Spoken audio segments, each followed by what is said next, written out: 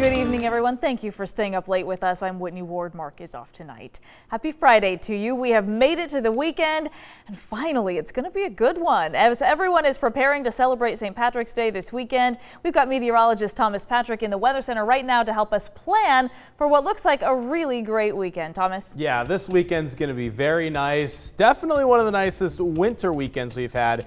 And in terms of Spokane's St. Patrick's Day history, or at least so I've heard, sometimes it's not always so nice. There can be rain, there can still be snow, it can still be cold. I think it'll be just fine for this upcoming weekend. Hey, today was great. 45 degrees in Spokane, even 51 in Lewiston, leading the way in the Inland Northwest. And what's significant about that is it's the first day in 40 days that we got above 40 degrees in Spokane. You have to go all the way back to Groundhog Day, February 2nd. That was the last time we were above 40 degrees. We'll easily do that again tomorrow, if not a couple degrees warmer than what it was today. I'll go 48. Not quite 50, but we certainly could see a few 50s across the region. I am thinking we are right there on St. Patrick's Day. That is actually on Sunday. But the parade, of course, is Saturday. Looking fine all day long with a chance for a little bit of morning fog. But I'll help you plan out hour by hour if you are heading to the parade for tomorrow and just how much warmer this upcoming week will be. That's coming up in your full forecast in just a few minutes. Well, you are going to want to head to downtown Spokane tomorrow for the annual St. Patrick's Day Parade. It all kicks off at noon, weaving its way through Riverfront Park. It's sponsored by the nonprofit Friendly Sons of St. Patrick, and you might just recognize a very familiar face in tomorrow's parade. That's because our own Tom Sherry is Irishman of the Year, so watch for him. He will be all smiles out there on the parade route. In other news tonight, Governor Jay Inslee, one of more than a dozen candidates running for president in 2020, and he just signed a law that will have some effect on that race here in Washington. It changes when the state will hold the presidential primary. KREM 2 political reporter Casey Decker breaks down why the change matters and how Washington voters will cast their vote in 2020. The new bill will move the Washington presidential primary 11 weeks earlier. Now, to understand what that change means, we've got to dive into the rather complex primary election system. Washington does elections a little differently from most other states. Washingtonians don't register with a particular party because local and state elections have the top two primary system. That, of course, means that the top two vote getters go on to the general regardless of party.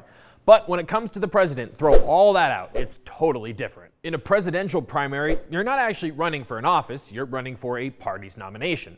And it's up to each party how to decide that nominee. Right now, both parties use a system where each state is given a certain number of delegates who vote for the nominee. How those delegates' votes are decided varies by party and state.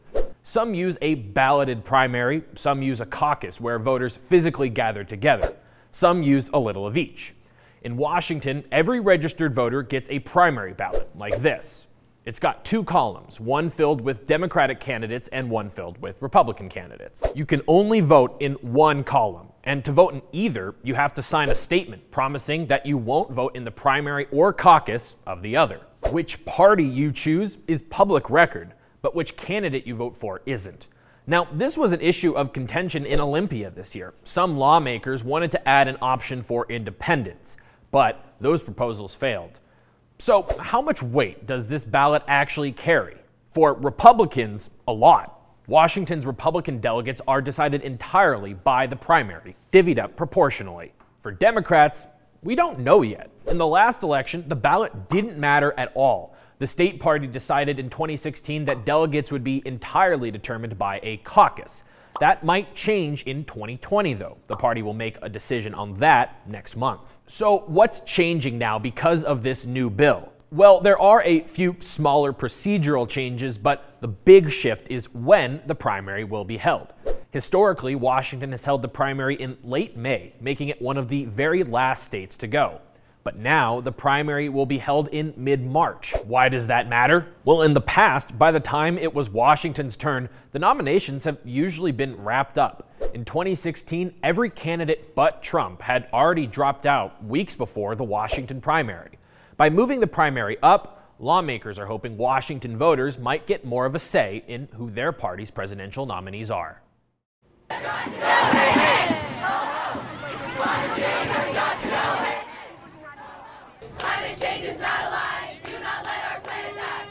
Hundreds of thousands of students all around the world and right here at home walked out of school today with the goal of raising awareness about climate change. They're also urging lawmakers to pass the Green New Deal, a sweeping environmental plan. It calls for 100% renewable energy by 2030, among other things.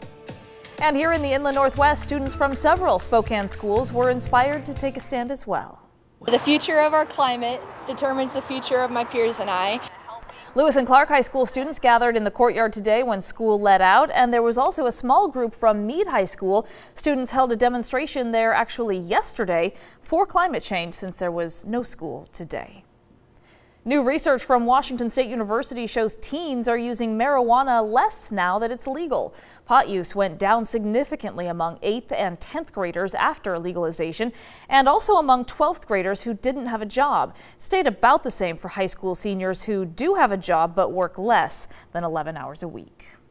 Well, if someone calls you promising a job with Amazon, you might just want to hang up. A robocall is now circulating at the same time that legitimate Amazon recruiters are hiring for Spokane's new fulfillment center. We do retail recruitment and need people in your area to work online with Amazon. Hourly pay starts at $27. That sounds pretty great, right? Well, that voicemail sends people to a website, which seems legit on the surface.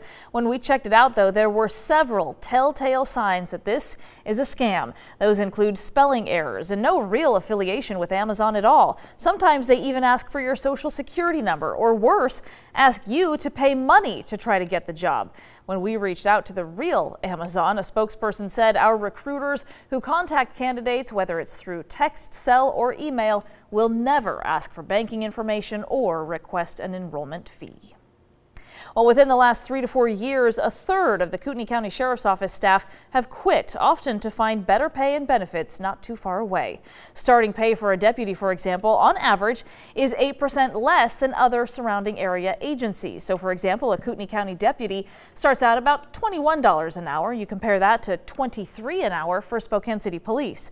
The sheriff in Kootenai County says commissioners now need to recognize this problem and pay employees more. But at least one commissioner told KREM today it's just too early to tell if any increases are feasible in the near future.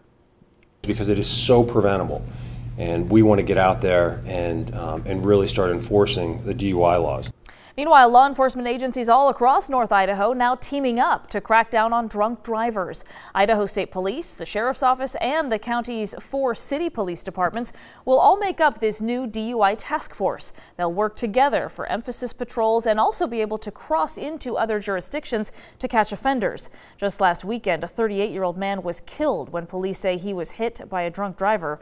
The new task force will be in effect for the first time this weekend in time for St. Patrick's Day. Today, crews from the Kootenai County Sheriff's Office were out pulling a car from Hayden Lake. Took several hours, and a dive team had to turn that car over underwater before they could tow it out. Police say 37-year-old John Hamilton was under the influence when he drove out onto the ice and then fell through over the weekend. He did survive and is now facing DUI charges.